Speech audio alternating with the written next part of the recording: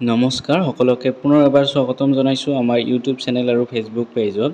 আজি আছে ছ'চিয়েল ষ্টাডিজৰ যিটো আমি 1500+ MCQ সিৰিজ ষ্টাৰ্ট কৰিছিলোঁ তাৰে আজি 14 নম্বৰ পাৰ্টটো হ'বলৈ গৈ আছে। আজিৰ ভিডিঅ'টো জিঅ'গ্ৰাফিৰ ওপৰত হ'ব পাৰ্ট 2। সো ভিডিঅ'টো বহুত ইম্পৰ্টেণ্ট হয়, ভিডিঅ'টো স্কিপ নকৰাকৈ লাষ্টলৈকে চাই থাকিব।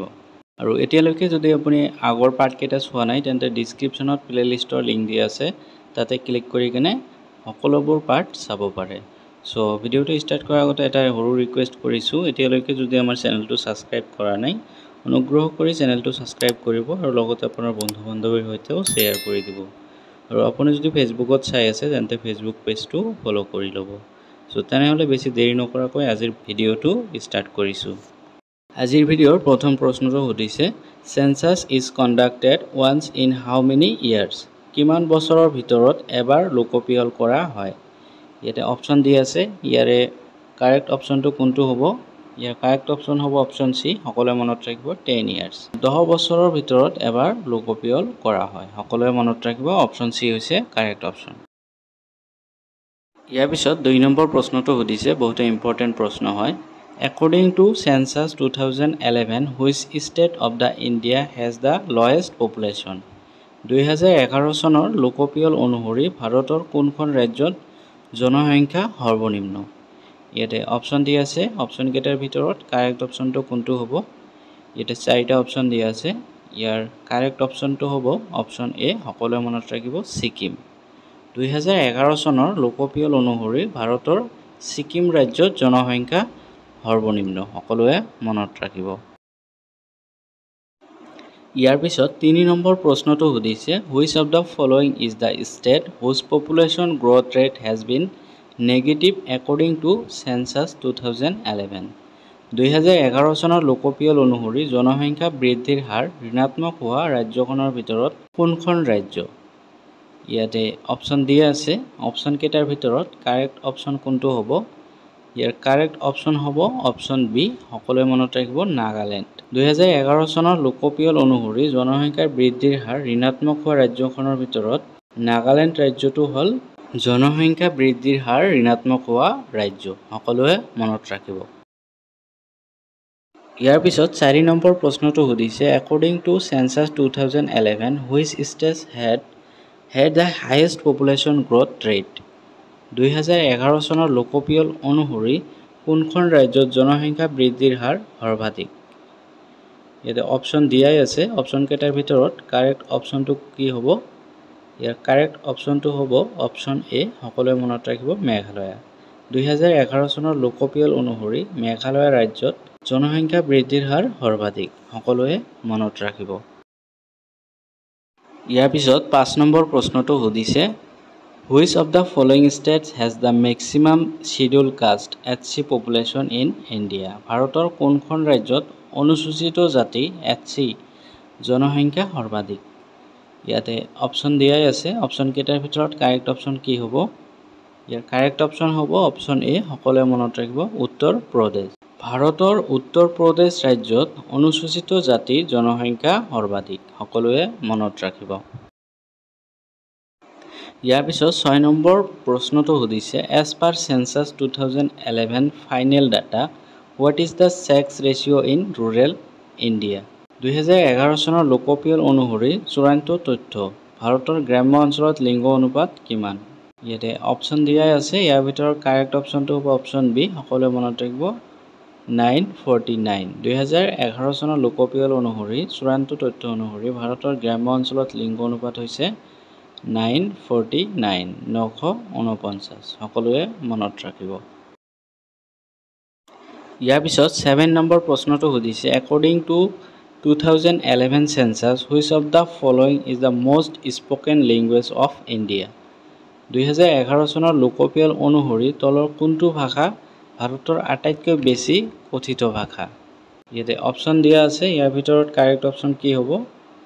ইয়াৰ কাৰেক্ট অপশ্যন হ'ব অপশ্যন এ, হিন্দী, সকলোৱে মনত ৰাখিব। 2011 চনৰ লোকপিয়ল অনুসৰি হিন্দী ভাষাটো ভাৰতৰ আটাইতকৈ বেছি কথিত ভাষা, সকলোৱে মনত ৰাখিব। ইয়াৰ পিছত 8 নম্বৰ প্ৰশ্নটো সুধিছে, according to Census 2011, which union territory has the lowest population growth rate?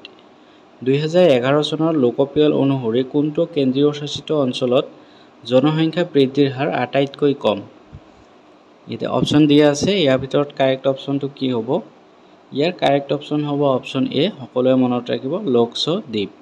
2011 চনৰ লোকপিয়ল অনুসৰি লক্ষদ্বীপ কেন্দ্ৰীয় শাসিত অঞ্চলত জনসংখ্যা বৃদ্ধিৰ হাৰ আটাইতকৈ কম, সকলোৱে মনত ৰাখিব।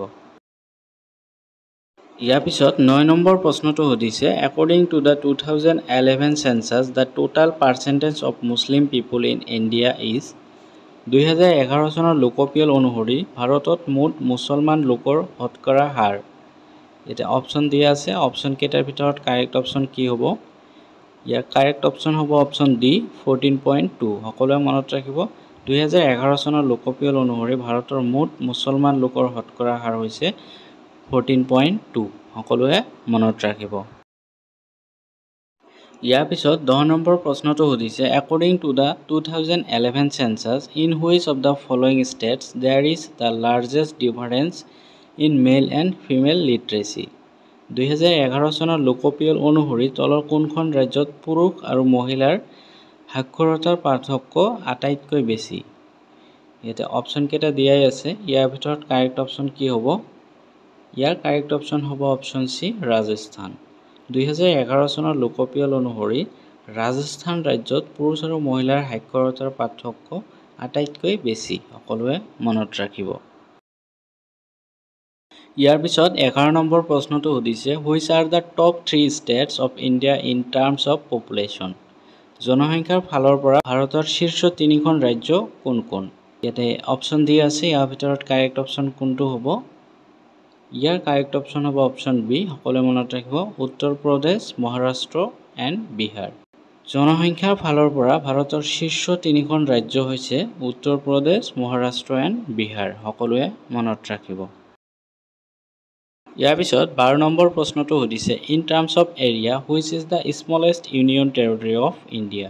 ক্ষেত্ৰফলৰ ফালৰ পৰা ভাৰতৰ আটাইতকৈ সৰু কেন্দ্ৰীয় শাসিত অঞ্চল কোনটো? ইয়াতে অপশ্যন দিয়া আছে, ইয়াৰ ভিতৰত কাৰেক্ট অপশ্যনটো কি হ'ব? ইয়াৰ কাৰেক্ট অপশ্যন হ'ব অপশ্যন চি, সকলোৱে মনত ৰাখিব, লক্ষদ্বীপ। ক্ষেত্ৰফলৰ ফালৰ পৰা ভাৰতৰ আটাইতকৈ সৰু কেন্দ্ৰীয় শাসিত অঞ্চলটো হৈছে লক্ষদ্বীপ, সকলোৱে মনত ৰাখিব, অপশ্যন চি হৈছে কাৰেক্ট অপশ্যন। ইয়াৰ পিছত 13 নম্বৰ প্ৰশ্নটো সুধিছে, according to 2011 census which of the following district is the most literate district of India. 2011 চনৰ লোকপিয়ল অনুসৰি তলৰ কোনখন জিলা ভাৰতৰ আটাইতকৈ সাক্ষৰ জিলা? ইয়াতে অপশ্যন কেইটা দিয়া আছে, ইয়াৰ ভিতৰত কাৰেক্ট অপশ্যনটো কোনটো হ'ব? ইয়াৰ কাৰেক্ট অপশ্যন হ'ব অপশ্যন বি, চাৰ্চিপ, সকলোৱে মনত ৰাখিব। 2011 চনৰ লোকপিয়ল অনুসৰি চাৰ্চিপ জিলা হৈছে ভাৰতৰ আটাইতকৈ সাক্ষৰ জিলা, সকলোৱে মনত ৰাখিব। ইয়াৰ পিছত 14 নম্বৰ প্ৰশ্নটো সুধিছে, according to the 2011 census the child sex ratio' was females per 1000 males. 2011 চনৰ লোকপিয়ল অনুসৰি প্ৰতি 1000 পুৰুষৰ বিপৰীতে শিশুৰ লিংগ অনুপাত মহিলা। ইয়াতে অপশ্যন কেইটা দিয়া আছে, ইয়াৰ ভিতৰত কাৰেক্ট অপশ্যন কি হ'ব? ইয়াৰ কাৰেক্ট অপশ্যন হ'ব অপশ্যন এ, সকলোৱে মনত ৰাখিব, 919। 2011 চনৰ লোকপিয়ল অনুসৰি প্ৰতি 1000 পুৰুষৰ বিপৰীতে 919 মহিলা শিশুৰ অনুপাত, সকলোৱে মনত ৰাখিব। ইয়াৰ পিছত আজিৰ ভিডিঅ'ৰ লাষ্ট প্ৰশ্নটো দিয়া আছে, which are the top 3 states of India in terms of area. ক্ষেত্ৰফলৰ ফালৰ পৰা ভাৰতৰ শীৰ্ষ 3খন ৰাজ্য কোন কোন? ইয়াতে অপশ্যন দিয়াই আছে, ইয়াৰ ভিতৰত কাৰেক্ট অপশ্যন কোনটো হ'ব? ইয়াৰ কাৰেক্ট অপশ্যনটো কোৱাৰ আগতে এতিয়ালৈকে যদি আমাৰ চেনেলটো ছাবস্ক্ৰাইব কৰা নাই, অনুগ্ৰহ কৰি চেনেলটো ছাবস্ক্ৰাইব কৰি ল'ব আৰু লগতে আপোনাৰ বন্ধু বান্ধৱীৰ সৈতে শ্বেয়াৰ কৰি দিব। আৰু আপুনি যদি ফেচবুকত চাই আছে তেন্তে ফেচবুক পেজটো ফ'ল' কৰি ল'ব। ইয়াৰ কাৰেক্ট অপশ্যন হ'ব অপশ্যন এ, সকলোৱে মনত ৰাখিব, ৰাজস্থান, প্ৰদেশ এণ্ড মহাৰাষ্ট্ৰ। ক্ষেত্ৰফলৰ ফালৰ পৰা ভাৰতৰ শীৰ্ষ 3খন ৰাজ্য হৈছে ৰাজস্থান, প্ৰদেশ এণ্ড মহাৰাষ্ট্ৰ, সকলোৱে মনত ৰাখিব। আজিলৈকে ইমানেই। ভিডিঅ'টো যদি ভাল লাগিছে এটা লাইক কৰি দিব আৰু লগতে আপোনাৰ বন্ধু বান্ধৱীৰ সৈতে শ্বেয়াৰ কৰি দিব। আৰু আপুনি যদি আগৰ পাঠকেইটা এতিয়ালৈকে চোৱা নাই তেন্তে ডিছক্ৰিপশ্যনত প্লে'লিষ্টৰ লিংক দি আছে, তাতে ক্লিক কৰি কেনে সকলোবোৰ পাৰ্ট চাব পাৰে।